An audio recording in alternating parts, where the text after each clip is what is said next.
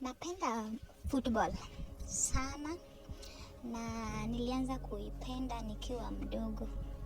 My interest first started when I was 8 years old. I used to play with the boys. That whenever you will find me playing amongst them, you won't know that I'm a girl. So we used to play, though the primary school that I went to, there was no girls football. So I used to be slot in among the boys so as to play.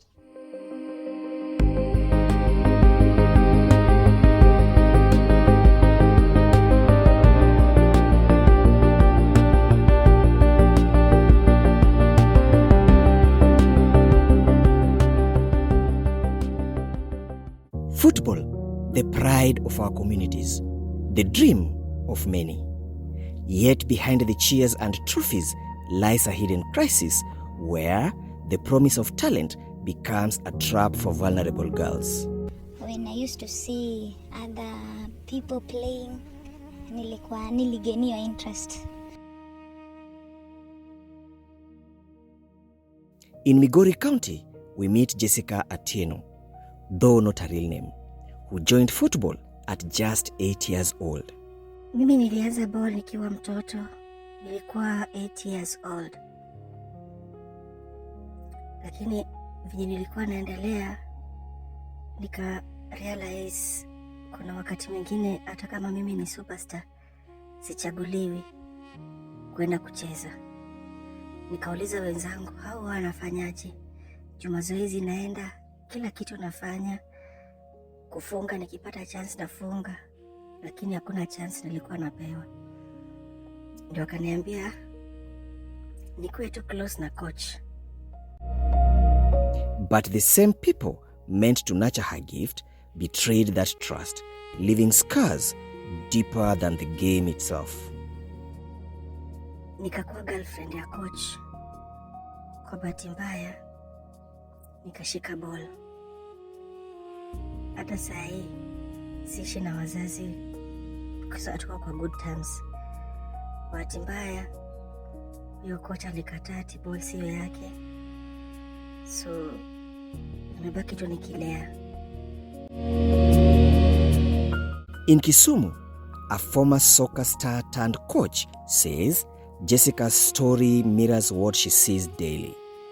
Girls exploited by the very coaches meant to protect them. How can you have a relationship with someone you are training? It's like a teacher having a relationship with a student. It's not right. We have a case of a girl who was abused by a coach and she became pregnant. And so when she went back home, she had an STI and she became pregnant. So when she went back home to explain to the mother chased her away. So she was asking us, where could she have gone? So she had to think of doing an abortion, but it was too late. She had to carry the pregnancy. The child was born, and the parent told her to go away with the child. Where was she going with the child? So right now the girl is confused. She even wants to give up the child to somebody to take care of. So that is one of the scenarios, of many scenarios where parents are not supporting their children. They are not advising them. And like when you go to the clubs, the people who man those clubs are men. These girls cannot go and tell them their personal problems. So we are asking parents and guardians to kindly take care of the girl child. Kindly take care of those girls. Listen to them, talk to them. Because if you don't talk to them, then it will be too late. So personally, I dislike it and I hate it. Because it could even make advances to me. I was like, no, I'm here to play football. I'm not here to have a relationship or any other thing. So you could frustrate not even myself, even other players. So if you can't go with them, you won't play. So that's how we could field in players who are not good because he had slept with them. In a recent case where we also talked to one of the survivors of sexual gender-based violence, she mentioned clearly that that right now she's not interested in having a boy-girl relationship. Then we asked her why. She said that she was abused and she looks at men and really hates them. And so she is a lesbian. She says economic hardships keep exposing female athletes to abuse, often disguised as support. Shida inakuwa unapata we ni mchezaji, you are a parent pia, kuna mwenye anakuangalia nyuma, na hapa uko kwa team, you gain nothing, na pia wanataka uperform. Mostly when you look at them, they are coming from poor backgrounds. So it's not easy being a woman, and especially being coached by a male coach. The Smart Ladies organization is fighting back, giving victims a voice and are pushing for justice. They have created a safe house, a support system that brings together victims of such abuses from different sport disciplines. After that, I gained interest when I talked to my director, the person who introduced us to women's football. I asked her if I could also be trained so that I can also be a coach. And I can say I'm so happy. It went through, it happened. I was trained. I've got my license.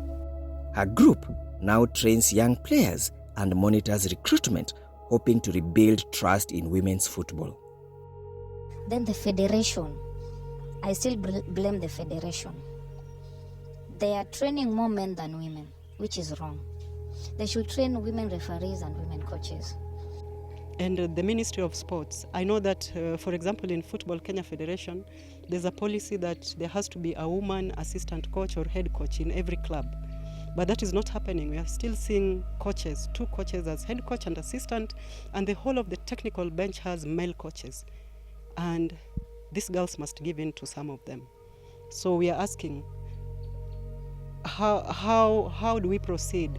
The girls have come to play. They are not safe. You are not providing a safe space for the girls to play.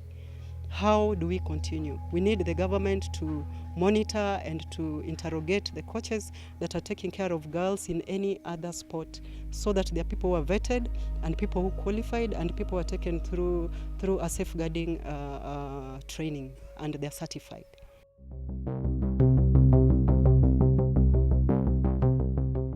Investigations show a pattern of neglect where silence protects offenders and weak oversight lets exploitation thrive. But the saddest thing up to date is that same coach is still coaching. And the sad thing is still coaching girls. And I'm very sure with what I've heard on the ground, there are girls who are still suffering under him.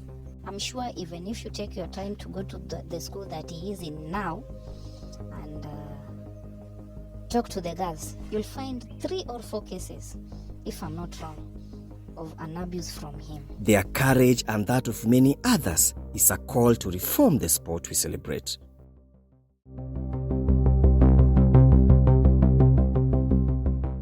The beautiful game must not destroy but protect its daughters.